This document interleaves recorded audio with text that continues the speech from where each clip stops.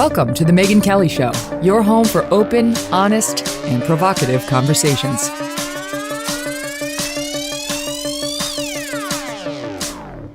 Hey everyone, I'm Megyn Kelly. Welcome to The Megyn Kelly Show. Today we've got Matt Taibbi of Rolling Stone and also Substack, where he is making a killing. We'll get into how and why he's over there as well. But I've been looking forward to talking to him forever. We've never met, and yet I have huge respect for him. He is brave and bold and taking on cancel culture in a way very few journalists from the, quote, mainstream are. So we'll get to him in 1 second. But first, let's talk about Superbeats soft chews. They really are delicious. If you haven't tried these things, you are missing out. I love the Superbeats soft chews. They make me feel more energized without the jittery feeling of too much coffee. You know, like if I have more than 2 cups of coffee, I'm a hot mess. Not so if I have 2 Superbeats soft chews. Plus, they taste great and they're packaged super conveniently. You throw them in your bag, you head out, done. They're there for you. Superbeats soft chews combine non-GMO beets with a powerful new ingredient, grapeseed extract. It even sounds good. The grapeseed extract used in Superbeats chews has been clinically shown to be 2 times as effective at supporting normal blood pressure as a healthy lifestyle alone. Think about that. A healthy lifestyle alone doesn't do anywhere near for you what the Superbeats chews will. And so do what I did. Support your heart health with delicious Superbeats chews. You can get your Superbeats chews today at getsuperbeats.com/MK. And when you buy 2 bags, they will throw in the 3rd for free. So go there now, get your 3 bags at getsuperbeats.com/MK.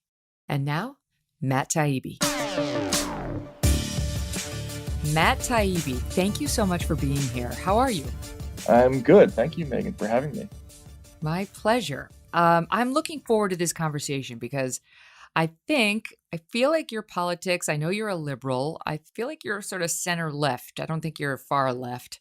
And I'm a little bit more center right. And I feel like we're in the same tent these days. You know, there's so much in common between our groups Sure. as opposed to these lunatics on the far extremes, you know, who have the loudest voices but don't represent the most people.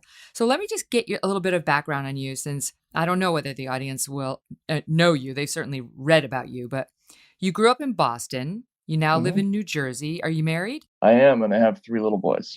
Ah, how old are they? They're 6, 5, and 2. Oh, wow. You're in the thick Yeah. of it. Good luck with Yeah, good luck I with that. am. Yes. You're a writer, you're a journalist. Your dad was a TV reporter, so that must have been back in the day. Like what was he doing? Local news or helicopter stuff? What was he doing? So, yeah, my father was a reporter at Channel 5 and Channel 7 in Boston. So my childhood was basically like the movie Anchorman. A lot of bad facial hair, a lot of stand-ups. But he ended up working at the network. You know, he was on Dateline for a long time at NBC. Okay. Very, very sort of classic, down the middle, sort of traditional news reporter, investigative That was at reporter. a time when you could look at a reporter and say, I aspire to that. Right? I don't feel Right. like the kids today are looking at us this way. No, they certainly are not. No, he came from a different generation, and I think my father's case is interesting because obviously media's changed a lot in a lot of positive ways, but one of the ways that I think is negative is that back in the 60s and 70s when he got into the business, a person who was a journalist was more likely to be the son or daughter of a plumber or an electrician than an Ivy League educated person, and he belonged to kind of the last wave of that sort of reporter, I would say. I have to tell you, I get it. I understand exactly what you mean. And I feel like I was at ABC for a very short time, but when I first started my career, but most of the time I was at Fox and then a little at NBC. And I saw that difference there. I mean, Fox, Roger Ailes hired middle-class people from Hmm. middle-class backgrounds and no one from elite universities. I mean, I always say like O'Reilly said he went to Harvard, but he went to the fake Harvard, where like you go to the Kennedy School for 1 year. Right. Sorry, Exactly. that's not real Harvard. And then NBC, there's a ton of Ivy Leaguers running around, and man, you can feel the difference. You can feel the difference in sort of their attitudes toward the audience, toward themselves, toward understanding the news. Our goal at Fox was always to keep it simple. And so it wasn't because we disrespected our audience. It's because we respected them. We wanted to make it effortless to consume the news and not try to use a bunch of big words to impress anybody. Just keep it real. Yeah, and obviously my politics aren't the same as Fox's, Right. but I think that that approach was successful for a reason.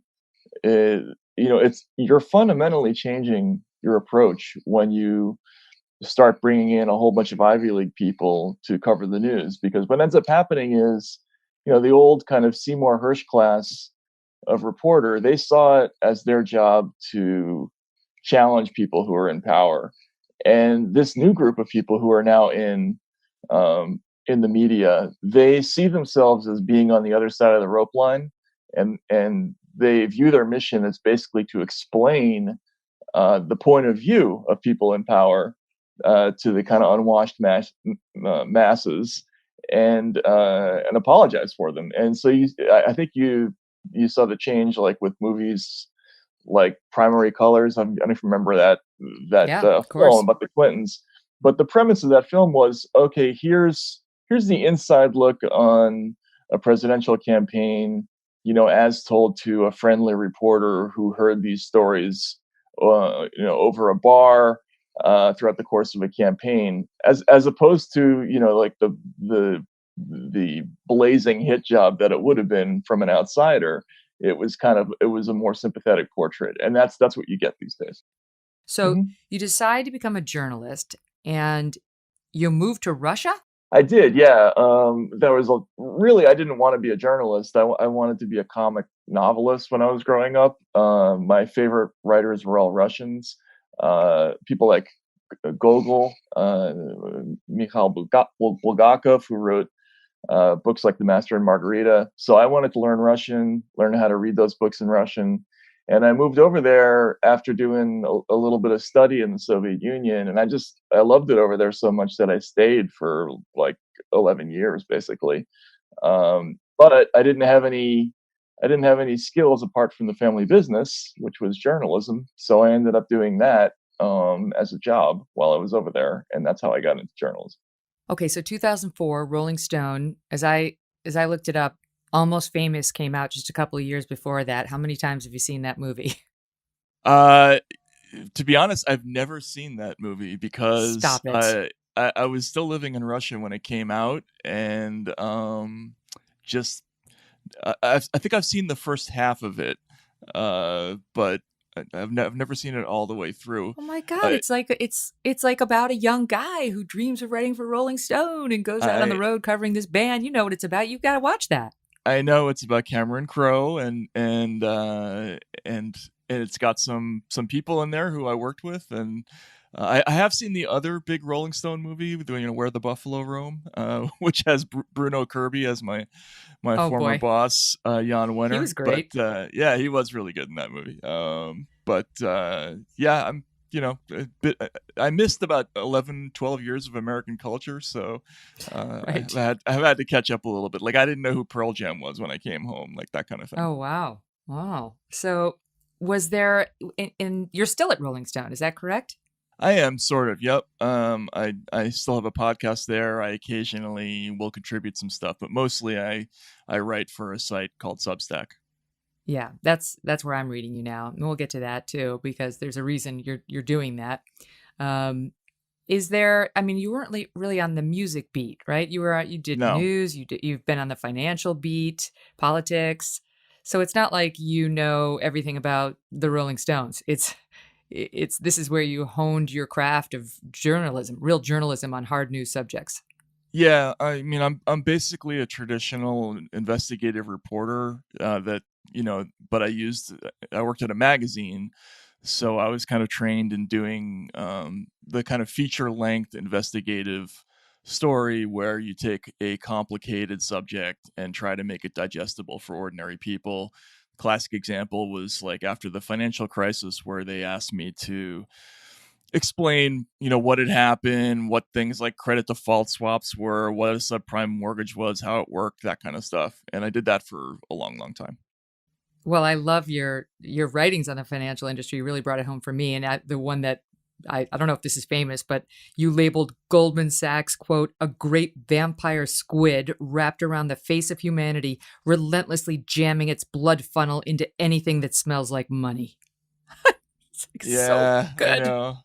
It's funny. Apparently, the Goldman guys actually enjoyed that, and there's a legend. I hope it's true that their communications person actually has a brass squid on his desk now. So Thanks to you. Yeah, well, that that would be great.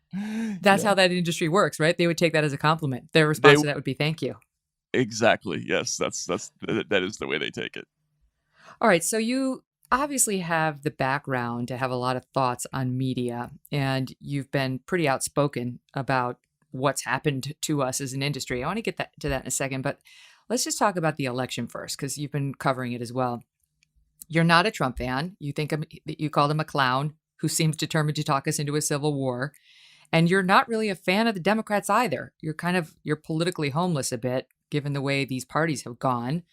But I read you say that you think Trump, by losing, may have given the Republicans a future. How so? Well, I think the Democratic Party, the modern Democratic Party, has been for decades now trending in a direction towards marketing themselves essentially as a professional class party for the urban wealthy. And they have ceded basically the entire rest of the electorate to anybody who's smart enough to collect those votes. And I think what we saw in this last election is that Donald Trump not only got his base, but he started to make inroads among voters who traditionally voted Democratic overwhelmingly. He did well. The only place where he lost support was with white men, ironically, and he did better with black men, black women, LGBTQ voters, Latino voters significantly better. And so, there's a kind of a working class. Um, there's an opening for a working class party to arise because the Democrats have rejected that as their profile. I mean, even though they claim it, they have done nothing to earn it. And so Trump is kind of a populist hero, and he if somebody is smart, they will be able to harness the coalition that he just put together. You said you think this is by design, that the Democrats, they wanted Wall Street money. Bill Clinton made the Democrats, you said, the party of Gordon Gekko. How so? Well, the Democrats, after losing in 1984, there was a huge sort of internal discussion within the party. What are we going to do to compete? We never raise enough money to compete with the Republicans. They're killing us, according to basically every metric.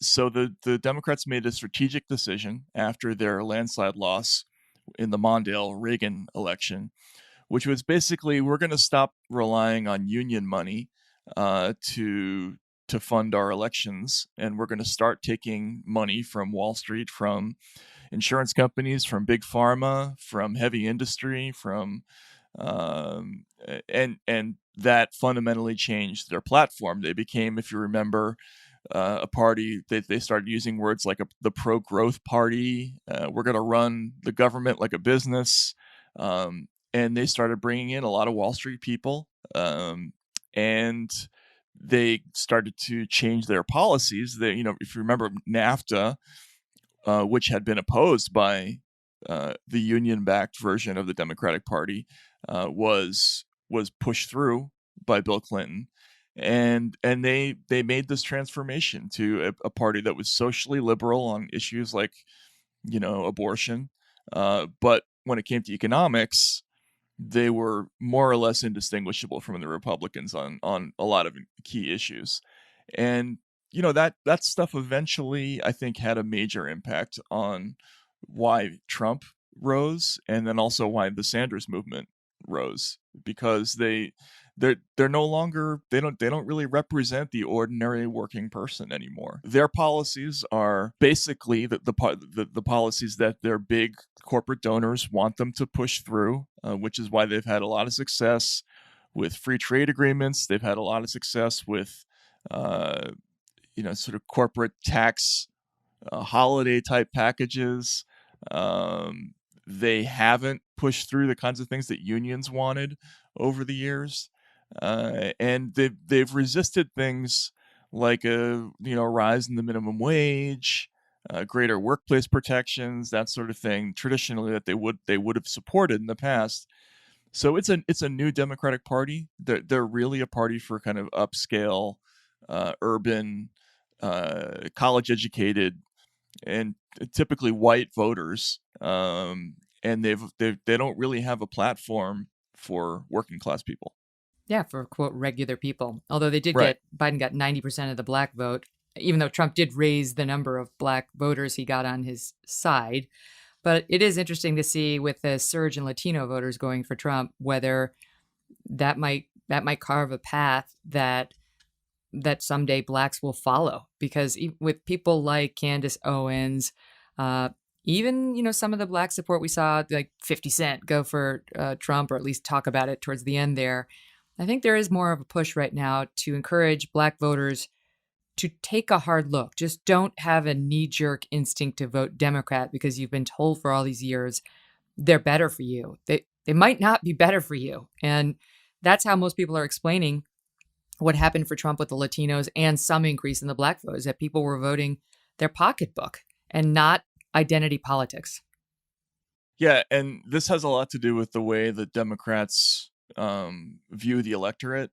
They a lot of the consultants on K Street and within the Beltway, they make a lot of kind of blanket assumptions about how people are going to vote based on identity first and foremost. So I mean, you heard Joe Biden say during the race, if you're not voting for me, you ain't black, right?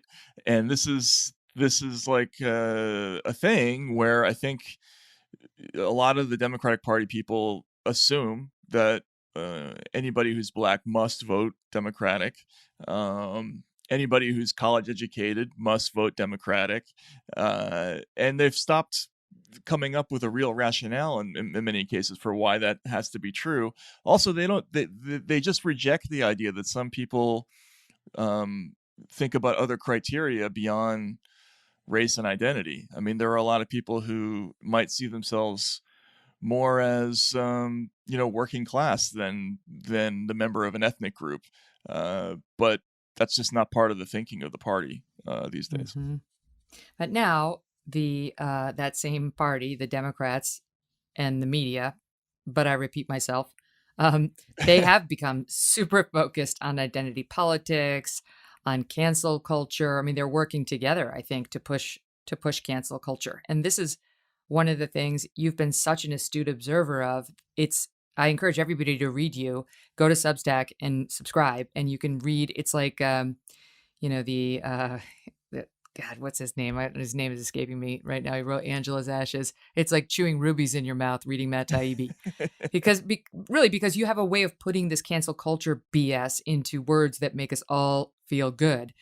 And I think it is one thing that's bringing people who aren't that hardly partisan together. I have so many center left friends who are like, they're agonizing over this. They're disgusted by it, and they feel like we're destroying each other, that we're actively trying to bring each other down. And I know you've written about how it seems like that the new mission now of this sort of new movement is to search out thought crime.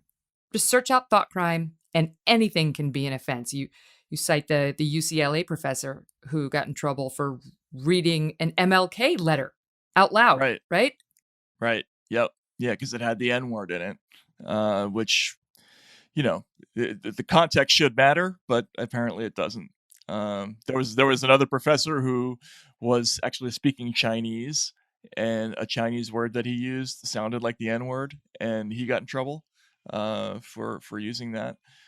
So yeah, it's a problem. There's a kind of hunt for unorthodoxy that's going on right now. Um, within the Democratic Party and in the media, and that's a major problem. I grew up, at a time when being a liberal meant being the person who accepted, uh, all different points of view, and welcomed the debate, right? So the card carrying member of the ACLU was the person who was proud of the fact that the ACLU defended the Nazis at Skokie. We were the people who were against, Tipper Gore trying to put labels on record albums and that sort of thing, or Ed Meese censoring things that he thought were pornography. Always the idea was like it was liberal to be in favor of speech, and there's now basically a starkly opposite new ethos among young people who are coming up as Democrats, and it's frightening because the traditional defense of speech, there just isn't that group anymore. More with Matt in 1 second, but first, let me tell you about blinds galore. Have you ever been sitting in like a sunny room and you haven't gotten the proper blinds up on your window and it turns what could be a delightful experience into an awful one? That's where Blinds Galore comes in. They can help give you an incredible makeover with custom window coverings in any room. It's family owned and run. It's been doing this for over 20 years, led by a mom-daughter duo that truly wants you to love your view. BlindsGalore.com was the first place to buy custom window treatments online. Blinds, not just blinds, but shades, shutters, drapes, whatever you want. They've got it all. The experts there have covered over 2 million windows. They make it super easy, and you can do it all from your home. You take your measurements, the measurements of your window, that is. Your measurements wouldn't help. And then you customize online. BlindsGalore.com's new Build a Blind tool. You will even be able to see exactly how your blind or shade will look on screen before you buy. Going to save a ton compared to the retail stores. So check it out, okay? And you can even connect your shades to your smart home or Amazon Alexa. It is easy to get the custom blinds and shades you've always wanted in your home at Blinds Galore. Get started with 15 free samples and take up to 45% off your order. Ching! Visit BlindsGalore.com today and let them know that I sent you by choosing The Megyn Kelly Show at checkout. Beautiful custom window treatments waiting for you at BlindsGalore.com. That's BlindsGalore.com.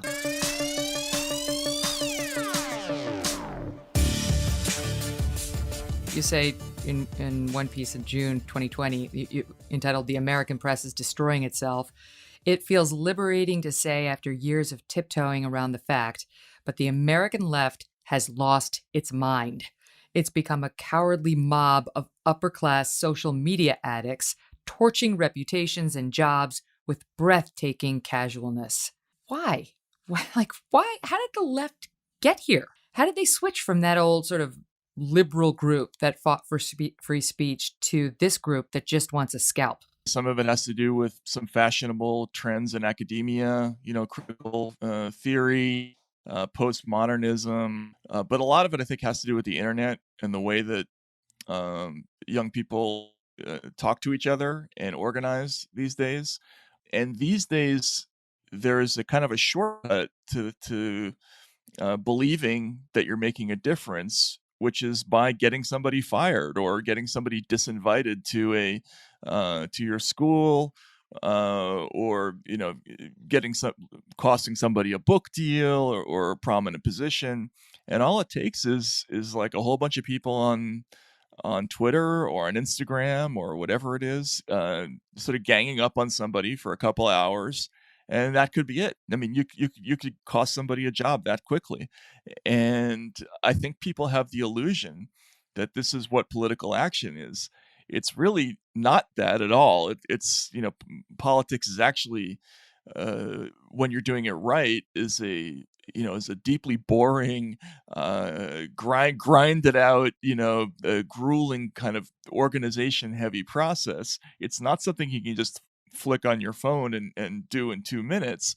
But they've sold a generation of people on the idea that this is progress, and it's become this dangerous weapon, right? Like a lot of people are getting caught up in it, and it's also had an effect on our business because now people are terrified to say anything they think might get them in trouble. Yeah. No, I see these guys as bullies. That's what they are. They're just bullies. And it's ironic because we've spent years now, in wake of these school shootings and the awfulness we've seen there, running these anti-bullying campaigns and trying to make people more sensitive to what the mob ganging up on somebody can do.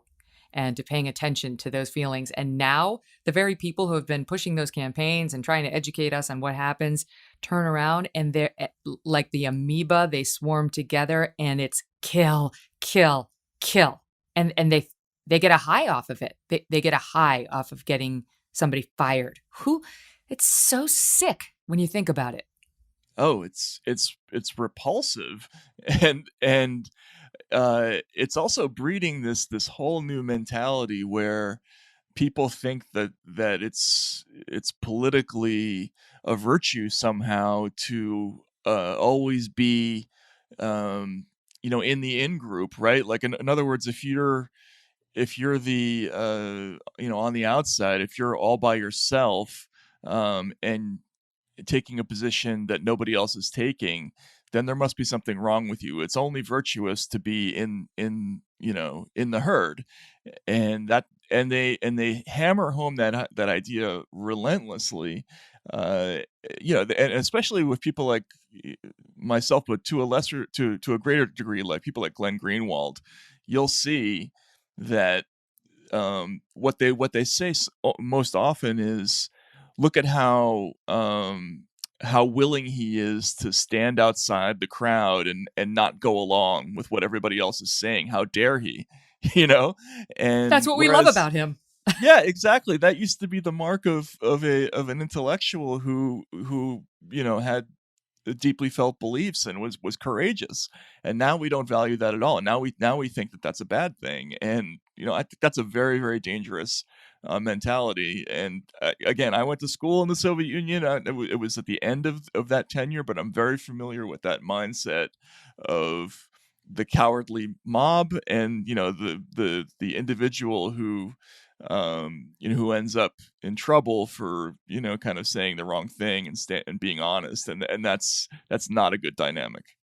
No, to your point about Glenn, who just resigned from the organization he started, The Intercept, saying this has gotten out of control. We created it to be a hands-off journalism enterprise where we didn't have pressure from above, and now I and other journalists here are getting censored and pushed to support the Democratic Party. And I'm not doing it. I'm out. He pieced out of there. But one of the things that separated him from Democrats and liberals was he did not buy Russiagate at all. And neither did you, for that matter. No. And knew it was bull right from the beginning. And he used to work for, was it Salon? Because Joan Walsh came out and commented on this. Mm-hmm. And can you just tell folks, so he gets in trouble with the left because he didn't support Russiagate. He thought it was bullshit. And he was accused of being like a Russian stooge. Okay, so this is where the left went. Okay, you don't support it, so you must be a Russian stooge. You're basically working for Putin. And then Joan Walsh, who sees everything through identity politics, weighs in as somebody who used to work with Glenn, saying what? Yeah, she said that Glenn's views on Russiagate were tainted by his distaste for where the Democratic Party had gone, and she said that part of that was the rise in influence of women and people of color. So essentially, she's saying that he doesn't believe in Russiagate because he's a racist and misogynist.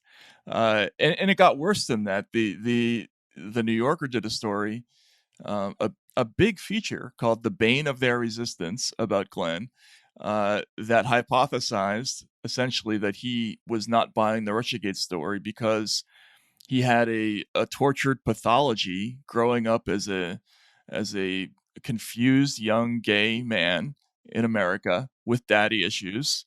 So you're a racist, a misogynist, sexually confused, pathological case if you don't go along with Russiagate, and that's like the starting point of what you get if you cross the herd on issues like this. And it's amazing. It really pisses me off. I'm laughing, but it actually pisses me off. Like, it makes me angry. And I think people like Glenn, like you, and like me for that matter, catch it in a particular way because they don't go after Sean Hannity like this because they expect that from him. But if you're somebody who they thought was on their side, there's a particular ire, right? They're betrayed that you would ever break the party line, which of course is what a journalist is supposed to do. There isn't supposed to be a party line. You're supposed to challenge stories, challenge politicians. Your fealty should be to no one but the truth.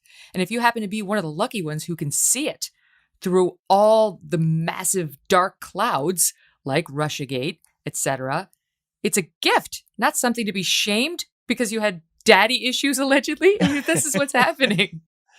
Yeah, I mean, again, I grew up in the media at a time when it was valued, and I've actually worked very hard in my career not to really let people know where I stand politically or what my actual inner political feelings are. I think that should be a little bit of a mystery to readers.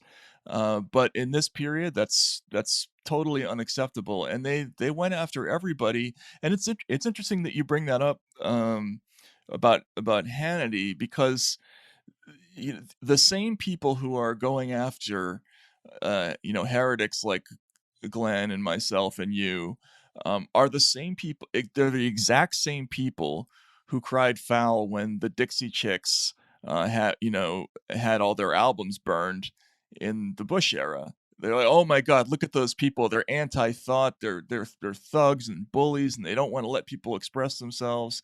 And they're turning around and doing exactly the same thing. It's just that the politics are different this time, right? It's so frustrating to watch. Yeah, I'm it's seeing a lot of it just now because, I said on Twitter, I wrote on Twitter that I thought Trump won the third presidential debate. Some of these Democrats felt betrayed. Like, what's happened to you? And then this weekend I was tweeting about, this is kind of a BS call for unity by Biden. It wasn't even a call for unity. He had announced that it had happened, right? He won the election and we are unified. We are strengthened. We are healed, right? So no, we're not. And we're not going to be. And the only people who are calling for that are the people on the winning side. They want unity because they don't want opposition to their agenda. This is the point I was right. trying to make, which is 100% correct. And you know what I got? And I can understand whatever criticism. I don't really care, as people know, about getting criticized. But I got a lot of how could you? How could you say that? Like, you are supposed to be anti-Trump. He attacked you. He called you a bimbo. He said you had blood coming out of your wherever. He went after you for months and months and months. How could you? They felt betrayed. By the way, Joan Walsh was one of them, but one of many. And honestly, Matt, I don't think they can understand how some of us are able to separate our personal views, our personal experiences from our analysis of the news. Right. And it's amazing that they can't recognize that, because what all you're doing is your job, right? Like, Right. your job is to separate that out. Yeah, Trump was horrible to you. I think we all know it. We all saw that happen, but that doesn't mean that you're automatically required to take to push a narrative, on command, just because you might have personal feelings about Donald Trump. That's not how it works. The job requires that you take a step back and honestly call things as you see them. Otherwise, what are we doing? We're not providing any extra service if Right. if we're not doing that, right? So, It's so true. right. No, So I that's looked at it, amazing. and it happens on both sides, right? Because I think for a while there, the left loved me because they thought I challenged Trump and he came after me, and so I must be anti-Trump. So they're like, okay, great, you're Team Democrat, which I never was. And then the right got mad too because I asked Trump a very tough debate question. I asked them all very tough debate questions. Just Trump made a thing out of his. And then the right was like, you crossed us, you crossed him, you're a never Trumper. It's like, I was never a Trumper. I'm not a never Trumper. I'm not a pro Trumper. I'm a journalist. And, you look back at my history. I punched Dick Cheney in the face rhetorically. I went after Karl Rove when he talked nonsense on election night. I had a big dust up with Newt Gingrich. I could go on. I've always challenged people on both sides. And it's almost like the viewers just develop an expectation because you're fair that you're always just going to lean to their side. And I do think people like you, people like Glenn, and especially in today's day and age, that's just no longer okay. You got to pick a team. And if you don't, you're out. You're out of the circle. Yeah, no, they've made it very explicit now. I think it's worse on the quote unquote left than it is on the right. It was amazing for me watching Fox News on election night and seeing people disagreeing with Donald Trump and criticizing him. I mean, there wasn't a ton of it, but there was some of it, and you won't see any of that on MSNBC or But look what's CNN. happening to Fox right now. I mean, are you following what's Right. happening to them? Yeah. They're Yes. losing viewers by the thousands, and they're going over to Newsmax and other places. They're pissed. People are angry at Fox News right now for calling Arizona early, in many people's view, for pronouncing Joe Biden the president-elect. And, I think Brett and Martha are at the middle of it, like, we're trying to do journalism. The decision desk says he's won. We're going to announce it. But that's how divided we are. It's like, you got to be all in for one guy or the other, or you're going to get your head chopped off.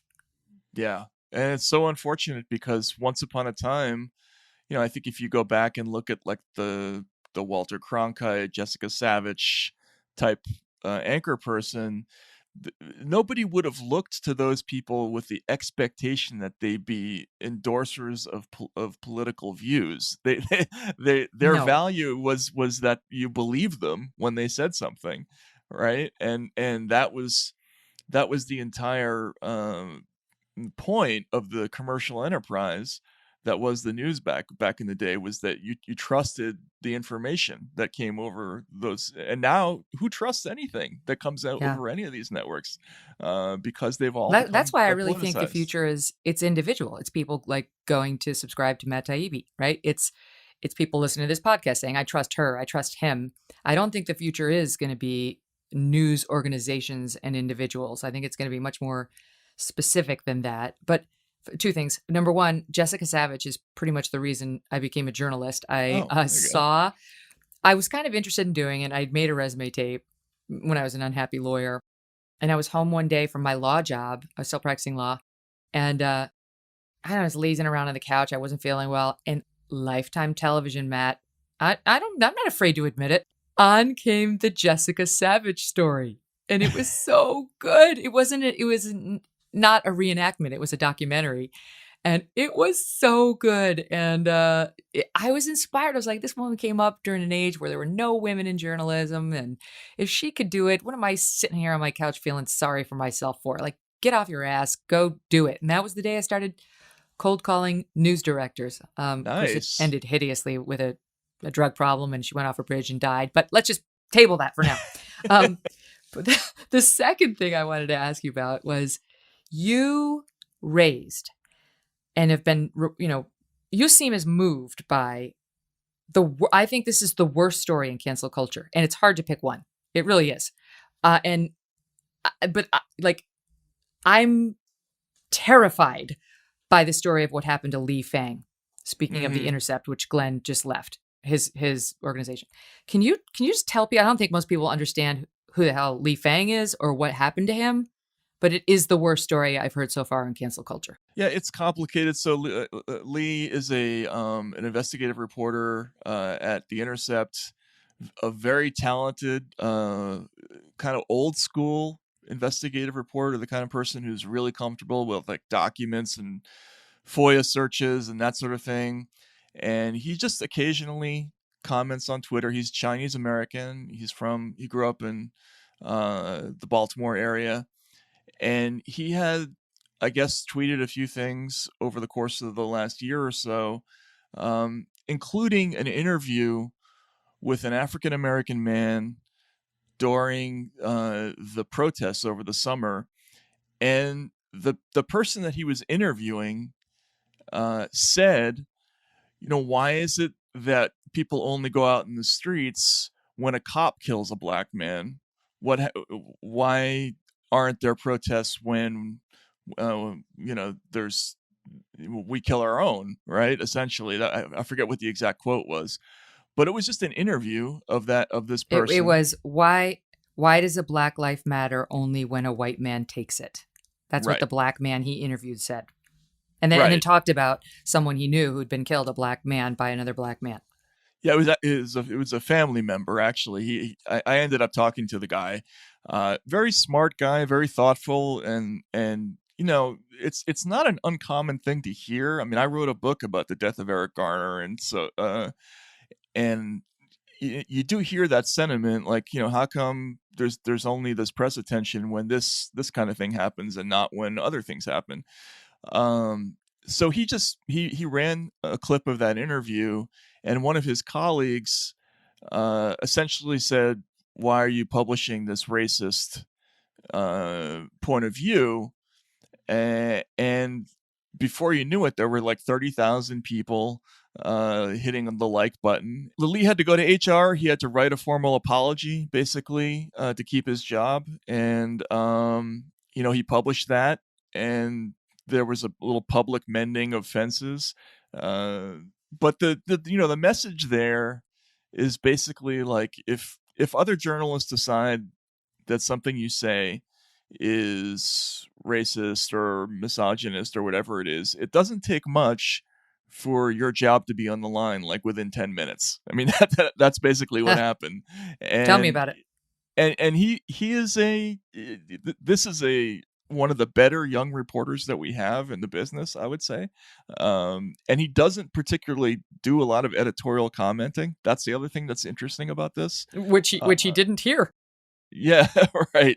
And and also, he grew up in kind of a tough neighborhood. He had it's informed in part by his own experience. As a Chinese American, and yet none of it mattered. Like it's just the whole episode kind of demonstrated how the herd mentality works in this business now. Like if you step out of line, like you could be out in, like, by the end of the day. That's how fast. Yeah, and it doesn't have to be somebody like me with a history at Fox News. It can be somebody who's a lifelong Democrat who actually is part of a minority group, who has been sympathetic to the cause. Doesn't matter. One false move and F you, you're out. And what he had committed an earlier thought crime, which was he had tweeted out a tweet questioning the logic of protesters attacking immigrant-owned businesses that had no connection to any police brutality or anything. And that got him in trouble first. So he was on probation, right? Like, why would you question the rioters burning down businesses owned by immigrants? That says something about you. And then the second offense was this one, interviewing a black man who wanted to raise awareness about there is a black on black crime problem. And that led to his colleague. Her name was Akilah Lacey. I'm just going to read what she tweeted. I'm at the time I was like, oh, you got to be kidding me. She tweeted out, tired of being made to deal continually with my coworker Lee Fang continuing to push black on black crime narratives after being repeatedly asked not to. This isn't about me and him. It's about institutional racism and using free speech to couch anti-blackness. I am so fucking tired. Stop being racist, Lee. Yeah. And then all these other people, instead of saying, Lee's not racist, he's trying to report the news, jumped on the bandwagon. You pointed out in one of your articles, a former Elizabeth Warren staffer actually tweeted, "Get him! Get him!" Yeah. No one defended him. Very few people jump to his defense, because that can be fatal too, right? That's the other thing, is it's part of this new mechanism, is if you come to the defense of a person who is deemed unorthodox, you yourself can quickly fall under suspicion. So people just tend not to do that either. Lee kept his job, but that it's a tough thing to have for people to have to go through, and a lot of people don't keep their jobs in these situations.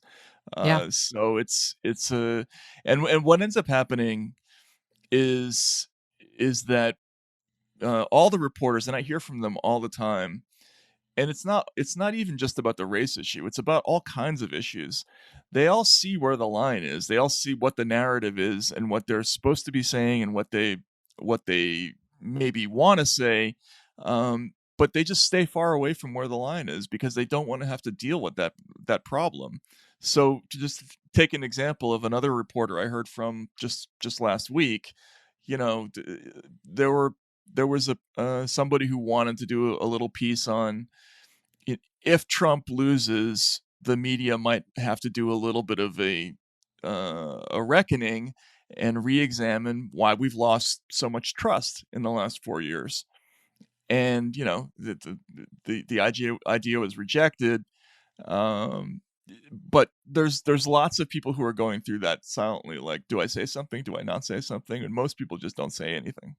If you do say something like, you're writing about it, I'm talking about it, you get so many messages. I'm sure you do. I know I do, from people thanking you, people in our industry and outside of it saying, thank God, I wish I could say what you're saying.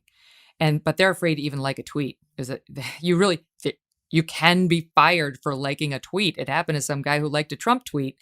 So it's like people are afraid to make any false move. And to your point about how people won't come out and defend you, I didn't know this piece of the story, but you had written in the Lee Fang case, when his accuser, Akilah Lacey, was questioned about, wow, this guy's gotten a lot of fallout. He had to issue a public apology for, quote, insensitivity to the lived experience of others. Sort of saying to her, like, what do you think about this? She said, look, there is more concern about naming racism than letting it persist. That's what you get hit with if you try to defend anybody who's been accused. You're focused on the wrong thing. It's not that I may have falsely accused him. It's that he did it. Right? Just trust me. He did it. Right. Yeah. Yeah. And that is what you'll get. And most people just don't want the hassle. So they just go along, and, well, the reporters are so afraid. Everyone's afraid. But you would expect journalists who used to be known as kind of tough back in the day, in your dad's day, you would expect them to adhere to the facts. That's all. You don't even have to. I guess I would like them to defend people who are defensible, but just stick to the facts. And they won't. They won't report facts now that they find troubling. That's what Glenn was saying. He had to leave The Intercept because they wouldn't let him report facts that may have reflected poorly on Biden and well on Trump. And so you tell me whether we get out of this. Let's just stick to journalism for a minute. How do we get out of this? Because most of our industry has surrendered to the woke mob and surrendered to their own progressive biases, separate and apart from the woke mob. They're no longer interested in reporting the news straight. They only want to report stuff that's good for the left. And as I look at the landscape, I say they don't come back from this. The journalism industry does not come back from this. I don't think the legacy media organizations, unless they reform themselves considerably, can come back from the direction that they've chosen, because people just don't believe them anymore. They don't see them as anything other than representatives of a political line. And that's not where the value is in the news business. I mean, Glenn talks about this all the time. The interview that Joe Rogan gave with Edward Snowden had 15.5 million views, which is 12 times the size of a typical cable news audience. The MSNBC, CNN audience has been massively displaced, and there's there's a gigantic audience of people who no longer have faith in these traditional media organizations. So I think they've either got to rediscover what their roots are, and start seeing themselves as people who can speak out about anything and challenge power and look in all directions, or else they're going to become irrelevant. More with Matt in 1 second. I'm going to ask him about Robin DiAngelo's White Fragility, which he has said, quote, may be the dumbest book ever written. You're going to want to hear him on that. But first, who's your wireless provider? AT&T, Verizon, T-Mobile maybe? Well, what if I told you could be saving over $400 a year without having to sacrifice any of your service or coverage? Pure Talk is on the exact same network as one of those big carriers, and it gives you the same bars, the same service, but for half the price. This is a no-brainer. You got to do this. How do they do it? Well, they don't play the same games as the big carriers who sell you unlimited data when you clearly don't need that much. Pure Talk will give you unlimited talk, text, and 2 gigs of data, all for just $20 a month. And their customer service is right here in the US. It's second to none. Just take a look at Consumer Affairs. Pure Talk, #1 rated wireless company. Their CEO is a US veteran, great, who understands what it means to serve his country. So go ahead and make the switch. It'll be the easiest decision you make all day. Do it now. Get unlimited talk, text, plus 2 gigs of data, all for just $20 a month. From your cell phone, you dial #250 and say, Megyn Kelly. I don't know why. Just do it. And you will save an additional 50% off your first month. That's pound 250, say Megyn Kelly, and you are on your way to a delightful experience. Pure Talk, simply smarter wireless. Okay, now before we get back to Matt and the dumbest book ever written, we're going to bring you a feature that we do on the show sometimes called Asked and Answered. And this is when we bring in the executive producer of the Megyn Kelly Show, Steve Krakauer, who's been pouring through the questions to find some goodies. What do we got, Steve? Yeah, Megyn, we've been getting a lot of questions, and you can continue to email your questions into questions@devilmaycaremedia.com. These are two that came in that were both sort of about the media, so I'll put them together. First, John Gabertoglio asks, we all know the mainstream media despised President Trump. We also know that the mainstream media benefits from him financially. So the one thing I can't figure out is why do they want him out of office so bad if it actually would hurt them financially? Good question. Also, Jason Goldstein wants to know if editorial boards should pledge to have a certain number of people from divergent political backgrounds, particularly in the results of this election. That's a good one. So, John, I think it's ideological. That's the bottom line. They don't care. They'd rather, they sort of see it as a higher calling to get him out because I don't think they're just calling him racist and all those things. I think they genuinely believe it. I mean, they believe everyone's a racist who's a Republican. So they really believe he's a racist. So I think it's easy. They're like, yeah, he's got to go because he doesn't make me feel good about myself, and getting rid of him would. And if it has to cost ratings, so be it.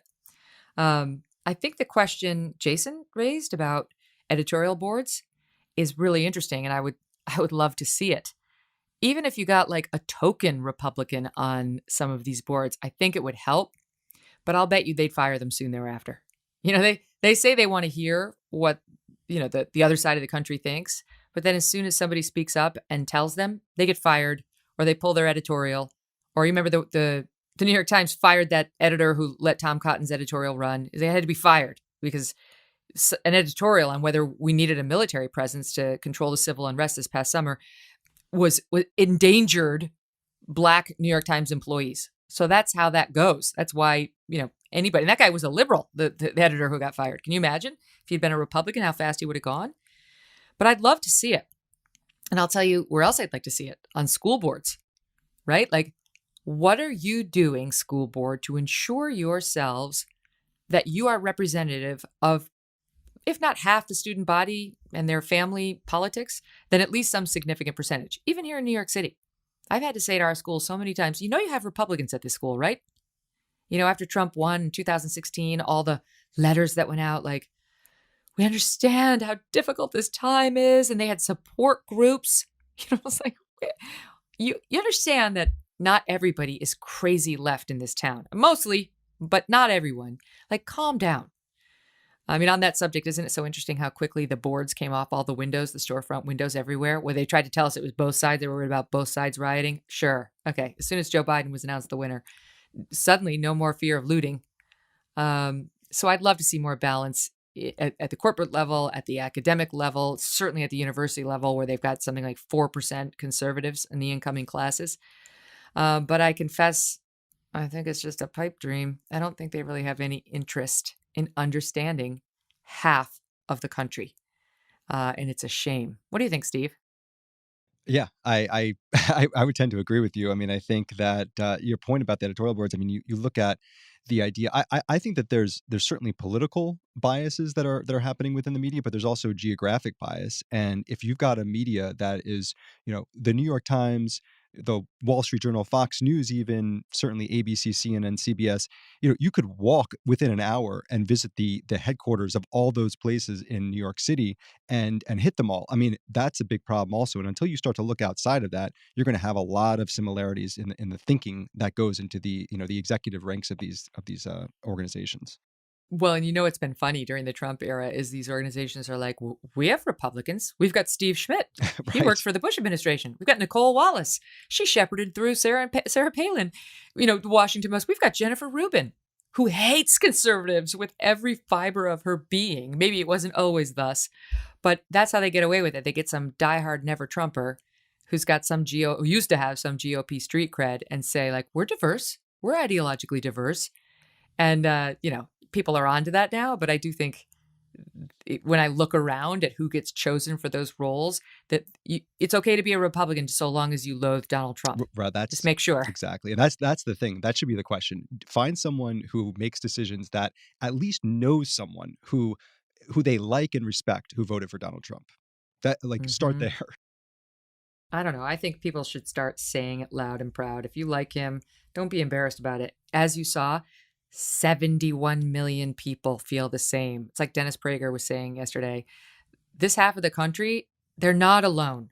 They're not, no matter how many the people who control the media and Hollywood and academia and big tech and corporate America tell you, you're not alone. Half the country is with you. So you remember that the next time you try to get shamed out of your POV. All right, so questions, plural, at Devil May Care Media if you would like to weigh in. We love hearing from you guys, and we'll do this again soon. Part of the problem, of course, is there's no accountability.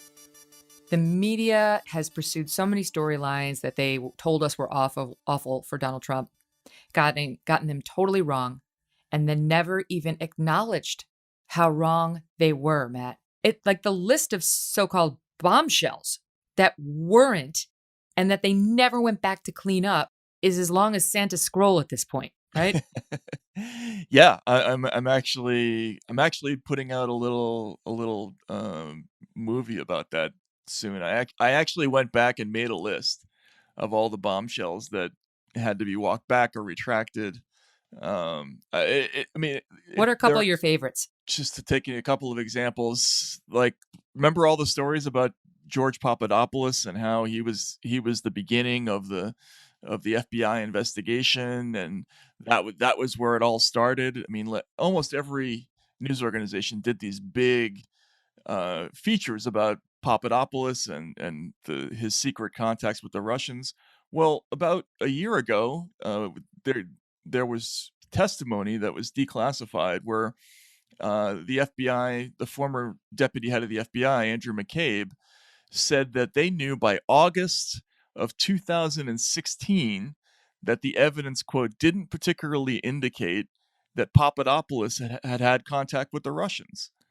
So, in other words, the entire predicate for the Trump-Russia investigation they knew was bogus within about a month of starting that investigation, and nobody went back and reported that. I mean, that's hundreds of stories that were out there. The Carter Page stories, right? Where they were reporting constantly that there was probable cause that he was an agent of a foreign power. He was asked about that on television. Now it turns out that the court ruled based on a fraudulent FISA application. So where were the retractions for that? They didn't do any. That's the new thing. You don't retract. You just move on. Or like the New York Times is doing with the 1619 Project, which is a lie. She's won a Pulitzer for writing this thing, but it's replete with lies. The very foundation of the piece, which is that America was founded on slavery and to preserve it, is a lie. You just take out your eraser and you erase those lines from your piece, and you don't disclose that you've done that. You just have to have reporters watching the reporters all the time to do comparisons between the original piece and the piece every day thereafter online to try to catch them taking out their lies so that it doesn't become a bigger deal. Yeah, you have to. You're right. You literally have to use the Wayback Machine now to compare and contrast the old version of the story with the new version of the story, because they're doing this kind of silent editing technique. Now, sometimes you'll see at the bottom of the story a note that says, an earlier version of this story said X, Y, and Z, but they leave it out a lot too, and they'll fundamentally change what the story says just by changing a few words, and you won't know. Right. Yeah. And that's pretty scary. That's kind of Orwellian, actually, right? Well, so that's the lesson is you can just go ahead and misreport willfully or, to be charitable, negligently. I believe often it's willful. I mean, there's no question that Nicole Hannah-Jones's 1619 piece was willfully fraudulent. They're just the fact that she still got that Pulitzer, even though a group of very esteemed academics, professors, like Glenn Lowry, who is also Black, but a contrarian as he calls himself, he doesn't buy sort of the, Blacks are victims and, they need the white people to bend the knee and all the rest of it. Well, by the way, he's coming on the show soon, so I'm looking forward to that. Anyway, they've called for that Pulitzer Prize to be pulled. And if it doesn't get pulled, it will have no more meaning for the future. But anyway, so the goal is, the message is that you can willfully or negligently misreport reality so long as what? Well, you can do it and without consequence. You can misreport because the news organizations have figured out that if you're, let's say, a blue-leaning organization like the New York Times or the Washington Post, and you get something wrong about Donald Trump or Rudy Giuliani or whatever it is, who cares? Your audience isn't going to care, and they're not going to see those corrections, and they're not going to demand them either. Like it's not important to them. So there's this drift has taken place in the business where we just don't worry about making sure that we're right in the same way that we used to. Like it used to be, I don't know about you, but I used to, every time I did a story, I couldn't sleep the day before it was published because I was so worried that I got something wrong in there, because it would stick to you forever if you made a bad mistake. I don't think the young people in the business feel that way anymore. It's not quite the same approach. Doesn't feel like. Absolutely. I couldn't agree with you more. I think, there's so many reasons for that, but that's definitely the new normal. And now the question is, what do we expect from these folks going into what appears to be a Biden administration, right? Like the CNN's Brian Stelter. I hate citing this guy. He's never practiced journalism, so but he's going to sit there and actually be a critic. Of course, it's interesting how his criticisms are only of Fox News, really, never of anybody else. I know. He's come out, right? He's come out and said, coming soon, a restoration of normal relations between the president and the press. And then he elaborated saying, and this is a quote, "The media's adversarial approach that you've seen during the Trump years, demanding truth from power, calling out lies, criticizing indecency, that approach serves us well no matter who holds high office. If Biden says the blue sky is red, the media must call it out. Of course, different degrees of deception deserve to be treated differently. A slip of the tongue must not be equated with a smear campaign, but in all cases, the media stay on the side of truth." I'm feeling it. Are you feeling it? I got the chill. Yeah, Who does he think he's kidding? I know the pomposity is pretty impressive. Actually, I got to give him an A+ for that one. He's pretty good when it comes to that sort of highfalutin prose. But no, it's ridiculous. This started even before Trump was president. What I worry about going forward with Biden is that the press is going to collectively decide we're not going to report on stuff that gives the Republicans any ammunition to go after this administration, because that would be bad, and that might risk another Trump or whatever it is. And we're going to see pretty quickly how critical they will or won't be. My guess is they'll be very, very docile. Absolutely. They're going to be defending most of what he does and not criticizing 99% of it. I feel like that's clear. So we'll see, Brian. Tucker calls him the hall monitor, also the eunuch, which is mean, but hall monitor is funny. I've got to ask you, it was the most brilliant column ever that you wrote on white fragility, this absurd book that has been making the rounds since the summer and making Robin DiAngelo, its author, rich as she peddles not only her book, but classes based on her book, along with the message that you can never get over your white supremacy. You have to work on it for the rest of your life, which is very convenient for the person who offers the classes on how you must deal with your white supremacy on an ongoing basis. You call it the dumbest book ever written. And I I love you say it's part of this new sort of anti-racism movement that is a quote dingbat racialist cult. What do you mean? So the racial consensus that we lived under for most of the last 50 years was based on, I think, Martin Luther King's I Have a Dream speech.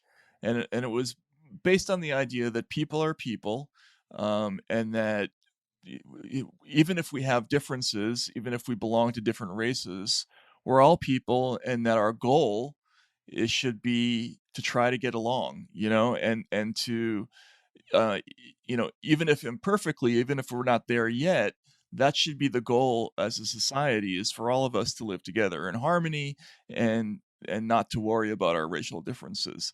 This new anti-racism movement takes a completely opposite approach, where it says actually the problem is that we are not spending enough time thinking about race.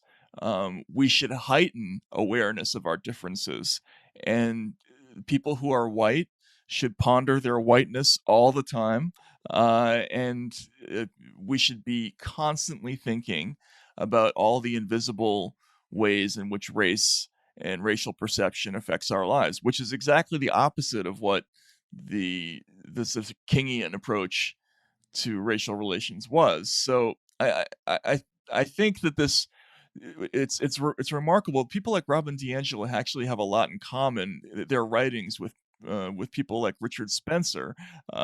They are hyper focused on White uh, supremacist. on race, on what the different races and how are, and how they behave, and as opposed to just seeing all people as people. And I think that's the thing that's crazy. Yeah. Well, the difference is Spencer believes that there's something inherently deficient about blacks and inherently superior about whites. And D'Angelo thinks it's exactly the opposite. It's no better. It's no less racist. She just switched the races. And I know you called it tricked up pseudo intellectual horseshit disguised as corporate wisdom, and pointed out this is Hitlerian. It's Hitlerian race theory that says, and this is a quote from the book, a positive white identity is an impossible goal. There's nothing to be done except, quote, strive to be less white. Right. Okay, I'll work on that. I guess I'll work on that somehow. I'm not sure what to do, but Robin's going to tell me how I can be less white, I guess. Well, right. Look, it's a grift, basically, right? I mean, these people who they come out of certain universities, and then they go to big companies and they say, we're going to clean up your workplace toxicity issue, and all you have to do to get there is buy our $6,000 an hour speaking program, and have each of your employees go through an endless series of exercises to work on being less white, whatever that means, which is it's preposterous on so many levels and insulting, and it leads to some pretty crazy places. Like there are lawsuits in New York City where some of these programs have said things like, white teachers shouldn't be teaching non-white kids. If you extrapolate this kind of thinking out uh, all the way, it leads to some really, really lunatic kind of thinking. So yeah, No, it's it's nuts. blatantly racist. And she is a racist. But she's been celebrated like she's the second coming. Jimmy Fallon fawning over her. She's been on all, CNN all over there. They all love her because I think they're trying to assuage their white guilt and put some money into the hostage fund, just in case they do something that's considered racist or say something that's considered racist. I had Robin DiAngelo on. I was ready to confess how bad I was because I was striving to be less white, and this woman, not only is she dishonest, Matt, she's an anti-intellectual. You wrote a great line, which was, she writes like a person who was put in timeout as a child for speaking clearly. And here's the quote of you wrote of her book. When there is disequilibrium in the habitus, when social cues are unfamiliar and or when they challenge our capital, we use strategies to regain our balance. Yeah, basically, I think what she means in human language is like, people find ways to deal. I think that's what she's trying to say, but she just used too many words to get there. Right. But yeah, no, the irony of this is incredible, right? Like America's going through this massive national discussion about racism, and what's the first thing that happens? A white, clearly uh, disturbed author races to the top of the bestseller list because you have all these sort of suburban and upper class white people who are full of white guilt, and the way they assuage that guilt is going and buying Robin DiAngelo's book, right? I love it. She really wants you to walk into every room as a white person and apologize for the racism that you've perpetrated and that's been perpetrated by your race. And then if you say anything mildly offensive, and God knows what that is in today's day and age, basically anything said by a white person, you're just offensive. Just you're walking around offensive. She wants you to say, and I quote, "Would you be willing to grant me the opportunity to repair the racism I perpetrated toward you?" Can you imagine if people actually behaved like this? I mean, this is the shit that like Jonathan Capehart was saying. But it made him cry. It finally acknowledged his lifetime experience of being a victim over and over and over. And you've got conservative Black people saying, "You've got to be fucking kidding me."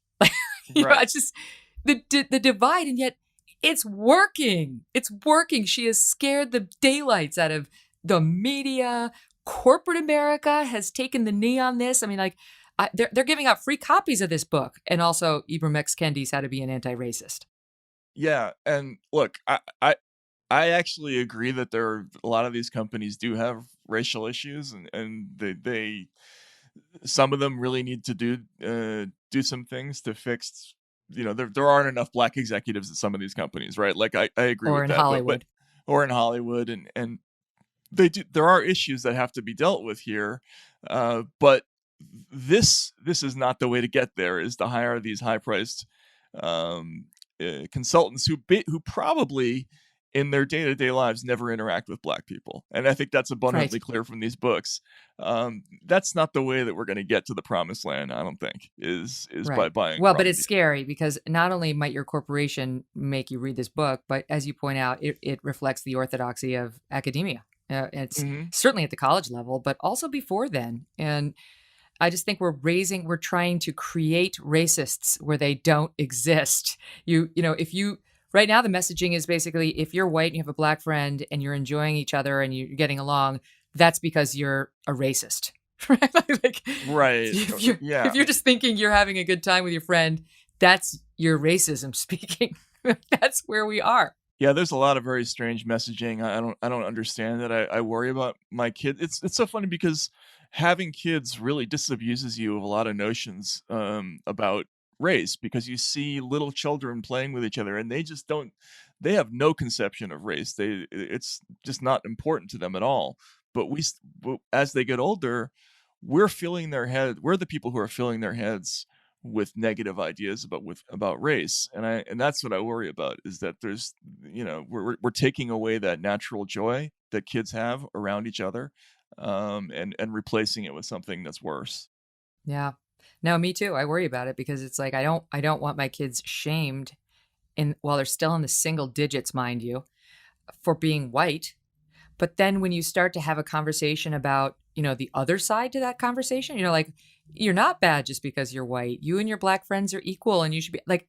Then you're on a subject that you just didn't want to discuss with your kid at this age. It's like suddenly you're part of the problem because you're making it an issue when it wasn't otherwise. You see your kids come up, they'll say like, she has brown eyes, brown skin, brown hair. They don't even know that that race is a thing that might be extra sensitive versus eye color, but we make them know. The schools make them know. And then it places parents in this position to have very nuanced, complex discussions on race that I just don't think these kids need when they're 7. Yeah, and kids are incredibly perceptive, and they pick up on things like people becoming nervous or tensing up when they have to talk about an issue like race, which is not the message I think you would hope that they would send. I always think about, look, when I was growing up watching Sesame Street, right, which presented this image of kind of racial harmony and equality that I thought was really beautiful and positive, and but without, kind of uh, sh- shoving it in your face, And I think that's the kind of thing that's not we're not seeing so much anymore. Like we're trying to get the kids to think about things that maybe they don't need to when they're that young. Well, that's just your racism talking, but thank you Yeah, for I trying guess to so. weigh in. Yeah. You don't like cancel culture. Obviously we've talked about that. I wondered, what did you think about you must have been at Rolling Stone when they had the whole Virginia fake gang rape scandal. Yes? I actually wasn't there. I had briefly left the company for like 8 months, so I missed Oh, that whole thing. Although a lot of well, my lucky friends you. were involved with that story, I Well, came I'm back. just curious your thoughts. I'm curious your thoughts. So I'm sure the audience generally remembers this, but Rolling Stone had this big exclusive on UVA, University of Virginia. A woman came out and said she'd been gang raped at a fraternity party there, and everyone ran with it. It was horrible. This poor woman. It turned out to be made up. It was another BS story, and Rolling Stone had egg on its face, and people started to question, like, why are we doing this? Why are we running with any story in which a woman says she's been victimized by a man, or a black person says they've been victimized by a white person? Hello, Jussie Smollett. Like, we keep making the same mistake over and over. And do you think it's all tied in? Like the need, the need to affirm the alleged victimization of anyone in a protected class? So it's a difficult question. What happened at Rolling Stone was, and just to preface it so that people understand, I worked there for probably a decade before that happened, and I had actually become exhausted by the fact checking process. I was probably spending more time fact checking on my articles about Wall Street than I was writing those pieces. We were one of the last news organizations in New York that had a pretty sizable fact checking department that went through every single line. And so when this happened, I was really shocked because it seemed impossible to me that it could have gotten through the department. But what it turns out, what happened was the source in the story didn't want to be fact checked in the traditional way, didn't want to have to answer those questions, and for a variety of reasons that I think a lot of those editors uh, regret looking back on the situation. They kind of turned off the usual fact checking process, and I think they thought they were being sensitive to the victim in the case, or the ostensible victim. But in reality, you're not being sensitive, and you're not helping people in that position by not vigorously fact checking them, because you end up putting them in an even worse position by publishing something that's not true, and they become for the rest of their lives it follows them around, and it becomes this thing that's going to define their lives. So I think there's a little problem in the journalism business where um, you're in this new culture, we're kind of trained to believe the victim, right? And I understand that, but you can't take away the rigorous fact checking process, because that actually doesn't help them. In addition to being, terrible, obviously, for the person who's accused, it doesn't help anybody to turn off that process. No, it's it's one thing if you do an interview with someone who says they're a victim, and you ask tough questions and you probe the story and you present it to the audience as saying, this is this person's allegation, and here is what the defendant has said, or the person being accused has said. If you are open about the fact that you've gotten this interview, you're going to tell the audience what the person has to say, that you reach out to the other side to give them the chance to respond. That's one thing. But to do an in-depth expose of a story, which is presented very clearly as the story, this is what happened, is a totally different ballgame. And geez, you have to be so careful. And even now, the news media has a way of reporting these things and telegraphing their belief. That's what happened with Jussie Smollett. before they know what's happened. You look back on the initial reports about him. You guys know who he is. He's the guy who made up the fact that he had been attacked by two guys who with a rope that they attacked. I can't remember the details of how he said he was attacked, but it was a racial attack by two MAGA hat wearing guys at 2 a.m. in Chicago in the middle of the cold storm, the deep freeze that they went through. It was baloney. And the police came out very clearly and said, not only did he hurt himself, but he hurt every real victim of racial attacks, of hate crimes, because now people they're less likely to believe them. And that's the woman's real crime in the UVA case. I don't really care that she has to deal with this following her around for the rest of her life, but I do care that now legitimate victims of sexual assault are going to have to overcome her lies in being believed. No one deserves a presumption of the truth. No one. No, some women lie. Some Black people lie. Every person on earth lies sometimes. And our job as journalists is just try to get to the facts straight. Yeah, you're right. It's ultimately the people who are going to suffer most from an error like that are the people who have real stories to tell and who are not going to be believed the next time. I mean, another example of that phenomenon that was really amazing was the Caliphate podcast by the New York Times. Oh yeah, where they this is recent. This was recent, where they had a 6-part series that was based around a guy who claimed that he joined the ISIS army in Syria and was doing all these crazy things like crucifying people and stabbing them to death. And it turned out to be, he was arrested for hoaxing in Canada, and the Times just didn't check the story enough, which a while ago would have been a significant scandal in the media business. But, nowadays it's like a 2-minute story because this happens so often now. All right, a couple more questions with you about where you are. So you are still writing for Rolling Stone, but you're on Substack now. So why go there? And is it a question of Rolling Stone not wanting you to express your full opinions like we saw with Andrew Sullivan? No, I've always had a lot of freedom at Rolling Stone. And I've always had a good relationship with the people there. That's really not it so much as I kind of saw the direction of where the business was heading. I was a huge fan of I.F. Stone growing up.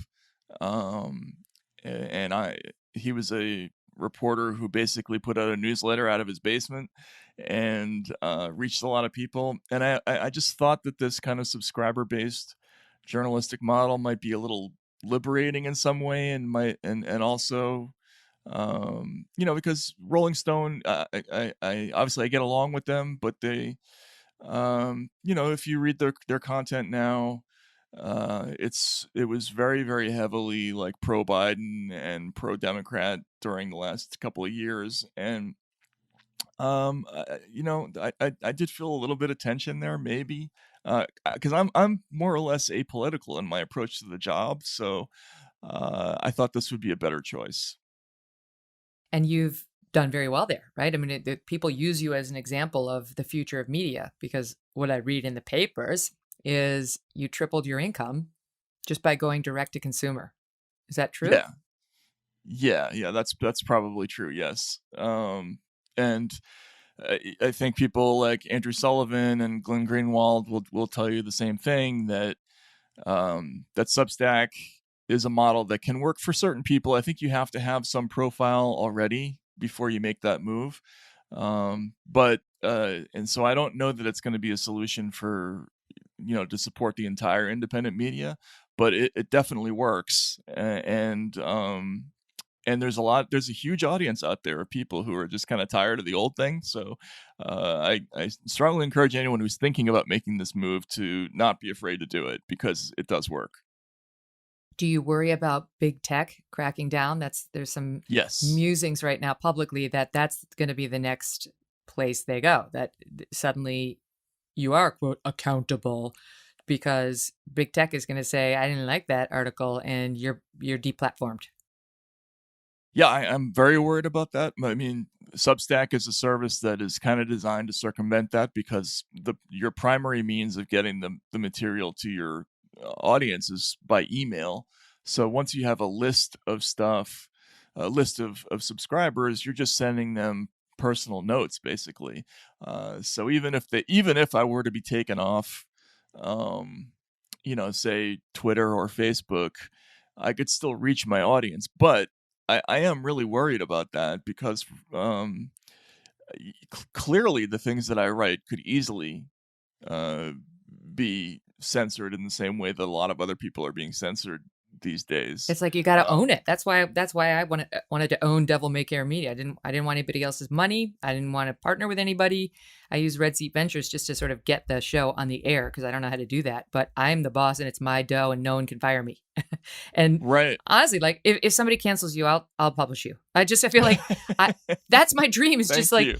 I hate what's happening, and screw big tech and screw all these people who are trying to censor legitimate journalists and thought leaders from having a contrarian viewpoint. It has to stop.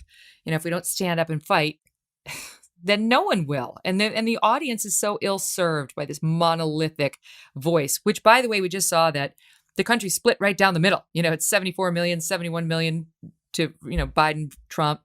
It's split right down the middle, and there's not uniformity of viewpoint in the United States, and the media should reflect that.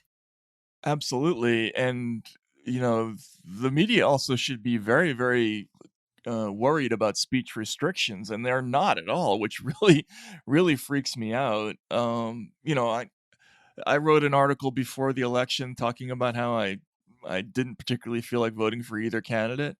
The original headline I had for that piece was going to be "Vote for neither." But I didn't do that because I knew that would have triggered a response from probably Twitter, which has a rule against any kind of material that it might be seen as suppressing the vote. So there's all these new rules that you have to worry about when you're doing this stuff now, and you never know when they're going to decide to to take you off their site, or to suspend you, or to block your content, or to do what they did to the New York Post and lock your Twitter account. I mean, that stuff is scary. It's very Orwellian. You said earlier that you normally never said who like what your political leanings were, and tried to just keep the vest up on that. And that now you don't think that's realistic, and your approach is changing. How so, and why? Well, I still try to do that. But the problem is, in the modern landscape, they're pushing you to be more and more open about what your political leanings are. So you don't see very many people in the traditional mainstream media who about whose politics you don't have an idea. Like, you pretty much know who everybody's voting for, right? I mean, can you think of a major journalistic figure whose vote was a mystery in the recent cycle? There aren't that many. And it used to be not true. It used to be considered a virtue to if the audience didn't know anything about your personal life or your personal politics. The reason you want to stay a little bit of a mystery to your readers is because it may at some point become necessary to criticize this or that political party. And if you've already publicly declared yourself to be on their side about things, it makes it harder to do that. So I always try to stay a little bit coy about that. And if I have to say something nasty about a politician, well, that's okay, because I haven't already announced myself as to the contrary point, if you say I'm for Biden and I'm against Trump, or I'm for Trump and I'm against Biden, or whatever, if you say something nasty about the other side, it means less, right? Because you've already declared yourself to be a partisan. So I think there's a lot of value in trying to hide a little bit from the audience, and just make observations and have people judge them on the merits. I mean, I find it interesting, of course, because this has been my own history. I'll challenge anyone you put in front of me. I don't really care whether they have a D or an R next to their name, and I have a proven history of that. But what I've found in my past is that I will say it's more with the left. They find it very frustrating. They really want you to tell them that you're on their team. And I'm not on their team. I'm not on the Republicans' team either. And I never have been. I'm not a registered Republican, nor am I rooting for anybody because they're a Republican.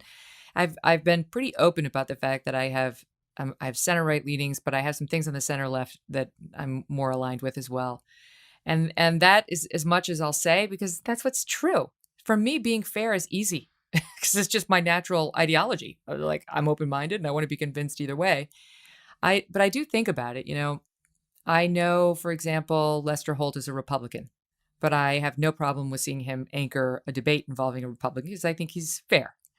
But I know, of course, that like Don Lemon is just a diehard progressive. He's a leftist, and I would never want to see him anchor a presidential debate because there's zero chance he would be fair to the Republican. And I feel like, I don't know. I mean, I obviously have anchored 5 presidential debates. They're all Republican primaries. But I've, of course, got no problem throwing punches at Republicans. I just wonder what the future of the industry looks like now that because I think I agree with you. More and more people are having to declare where they stand. And does it disqualify more and more journalists from staying in the fray? I hope not, because I think with more of us having columns, having podcasts like I have here, you have to have that authentic connection with your audience, and you have to be honest about how you see the news. That's why they're coming to you for news commentary more and more. And I don't think it should disqualify you from journalism, from hard-hitting journalism. Absolutely. Yeah, I agree with you. And the last thing I'll say about that is the press derives all of its institutional power from the perception that it's separate from politicians, and every time it announces itself as being in the fold with a political party, it loses power. So I don't know why people do that voluntarily. You should try to retain as much influence as you can, and in order to do that, you have to be above the fray and like fair and willing to go after both groups. They can't help themselves. They don't mean to openly declare it. It's just their news coverage betrays them. They're not above the fray. They are the fray. In the fray. Right. That could be the name of Brian Stelter's next book. Matt, it's a pleasure. I hope I get to meet you in person sometime soon. Absolutely. Yeah. Well, after the pandemic, we should do that. That's right. Well, thank you for being here. Thanks so much for having me, Megyn. Take care. All the best. Our thanks again to Matt Taibbi, who is a great guest with great insights. Before we go, I want to tell you that today's episode was brought to you in part by SuperBeets Soft Chews. Take 2 delicious chews a day for the health support and energy you need. Get yours today at superbeets.com/MK. While I have your attention, would love for you to subscribe to the show. If you want to go down, just click subscribe and then also download the show. That would be great. And they'll give you sort of the announcements that we have a new one. Love hearing from you guys in the reviews saying, you have it on the automatic notification or you check every day. We work hard to get these shows on the air and make sure that they're hopefully seamless. Your experience is seamless. Yeah, I'll tell you, it's been fun reading the reviews. I saw a couple of old friends in there. My old pal from Jones Day, where I used to practice law, Patty Carroll, saw your note. Thank you, lady. Miss you. And a guy I used to have on the Kelly File all the time, Dennis Michael Lynch, wrote in. Does anybody remember him from the Kelly File? He was so good. He'd have his camera. He'd go out there. Any sort of happenings at the border, he was on it. He was fearless, and he was riveting television. He could, like, every time he was on, the ratings would go up because just the way he tells stories. My team was always so good at finding great guests like that, and he was one of them. So anyway, I am still reading them. Love hearing from you. Go check it out. Subscribe, download, review, and rate 5 stars if you feel so inclined. And have a great day. We'll be back soon. Thanks for listening to The Megyn Kelly Show. No BS, no agenda, and no fear. The Megyn Kelly Show is a Devil May Care media production in collaboration with Red Seat Ventures.